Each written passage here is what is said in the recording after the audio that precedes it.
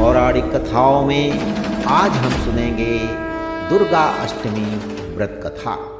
इस कथा के सुनने मात्र से ही सभी दुखों का नाश हो जाता है। तो सुनते हैं, लेकिन सुनने से पहले चैनल को सब्सक्राइब कर दें, लाइक और शेयर करें।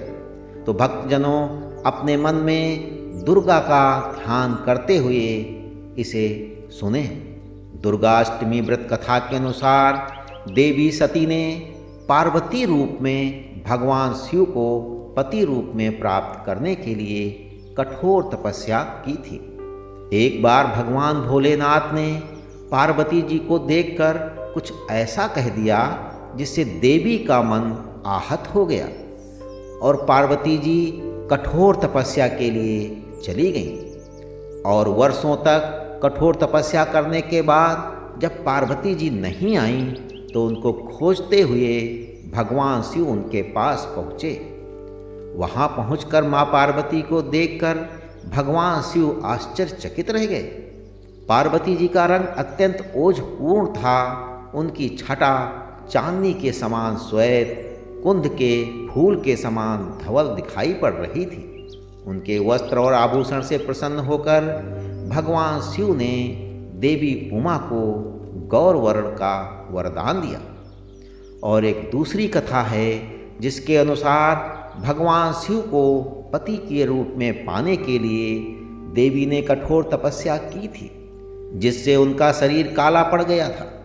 और देवी की तपस्या से प्रसन्न होकर भगवान उन्हें स्वीकार कर लेते हैं और शिव जी उनके शरीर को गंगा जल से धोते हैं। तो देवी अत्यंत गौरवर्ण की हो जाती हैं और तभी से इनका नाम गौरी पड़ा था। महागौरी रूप में देवी करुणामयी, स्नेह, शांत और मृदंग दिखती हैं। एक कथा यह भी प्रचलित है कि एक सिंह काफ़ी भूखा था। जब वो भोजन की तलाश में वहाँ पहुँचा जहाँ देवी उमा तपस्या कर रही थीं, तो देवी को देखकर सिंह की भूख और बढ़ गई, परंतु वो देवी की तपस्या से उठने का इंतजार करते हुए वहीं बैठ गया। इस प्रकार इंतजार में वो काफ़ी कमज़ोर हो गया था। देवी जब तप से उठीं तो सिंह की दशा देखकर उन्हें उस पर दया आ गई और माँ उसे अपना सवारी बना लेती हैं, क्योंकि इस प्रकार से उसने भी तपस्या की थी। इसलिए देवी गौरी का वाहन जो है बैल भी है और सिंह भी है। पौराणिक मान्यताओं के अनुसार प्राचीन काल में असुर दंभ को महिषासुर नाम के एक पुत्र की प्राप्ति हुई थी, जिसके भीतर बचपन से ही अमर होने की प्रबल इच्छा थी। अपनी इसी इच्छा को पूरा करने के लिए उसने अमर होने का वरदान हासिल करने के लिए ब्रह्मा जी की घोर तपस्या आरंभ की। महिषासुर द्वारा की गई इस कठोर तपस्या से ब्रह्मा जी प्रसन्न भी हुए और उन्होंने वैसा ही किया जैसा महिषासुर चाहता था। ब्रह्मा जी ने खुश होकर उसे मनचाहा वरदान मांगने को कहा।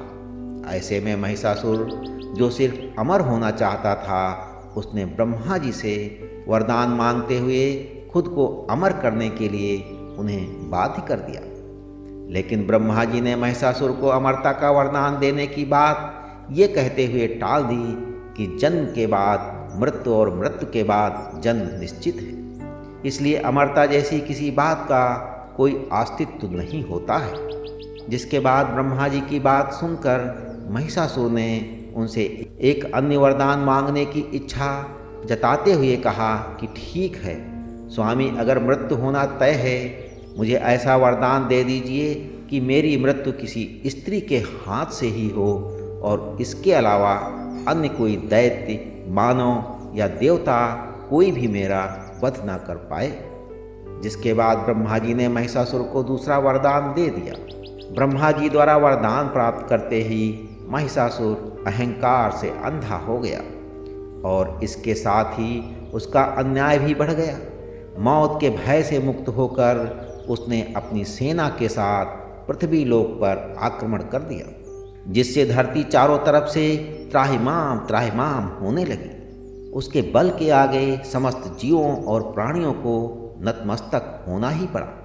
जिसके बाद पृथ्वी और पाताल को अपने अधीन करने के बाद अहंकारी महिषासुर ने इंद्रलोक पर भी आक्रमण कर दिया, जिसमें उन्होंने इंद्रदेव को पराजित कर स्वर्ग पर भी कब्जा कर लिया।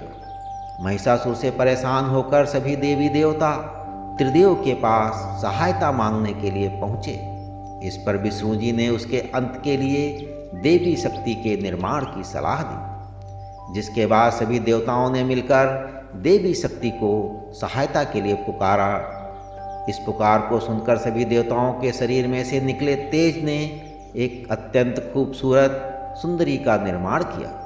उसी तेज से निकली माँ आदिशक्ति, जिसके रूप और तेज से भी देवता भी आश्चर्यचकित हो गए।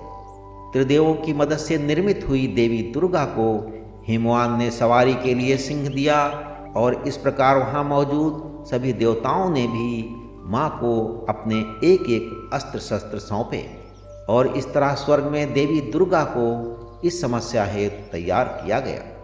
माना जाता है कि देवी का अत्यंत सुंदर रूप देखकर महिषासुर उनके प्रति बहुत आकर्षित होने लगा और उसने अपने एक दूत के जरिए देवी के पास विवाह का प्रस्ताव तक पहुंचा दिया। अहंकारी महिषासुर की इस ओछी हरकत ने जो है देवी भगवती को अत्यधिक क्रोधित कर दिया, जिसके बाद से ही माँ ने महिषासुर को युद्ध के लिए ललकारा। माँ दुर्गा से युद्ध की ललकार सुनकर ब्रह्मा जी से मिले वरदान के अहंकार में अंधा महिषासुर उनसे युद्ध करने के लिए तैयार भी हो गया। इस युद्ध में एक एक करके महिषासुर की संपूर्ण सेना का माँ दुर्गा ने सर्वनाश कर दिया और इस दौरान ये भी माना जाता है कि ये युद्ध पूरे 9 दिनों तक चला और जिसके दौरान असुरों के सम्राट महिषासुर ने विभिन्न रूप धरकर देवी को छलने की कई बार कोशिश की, लेकिन उसकी सभी कोशिश आखिरकार नाकाम रही और देवी भगवती ने अपने चक्र से इस युद्ध में महिषासुर का सिर काटते हुए उसका वध कर दिया। अंत में इस तरह देवी भगवती के हाथों महिषासुर की मृत्यु संभव हो पाई। माना जाता है कि जिस दिन माँ भगवती ने स्वर्गलोक, पृथ्वीलोक और पाताल लोक को महिषासुर के पापों से मुक्ति दिलाई, उस दिन से ही दुर्गा अष्टमी का पर्व प्रारंभ हुआ। तो भक्तजनों, ये थी दुर्गा अष्टमी की पौराणिक कथा। अगली बार हम सुनेंगे एक नई कथा। तब तक के लिए ईश्वर की सभी शुभकामनाएं आपके साथ बनी रहे।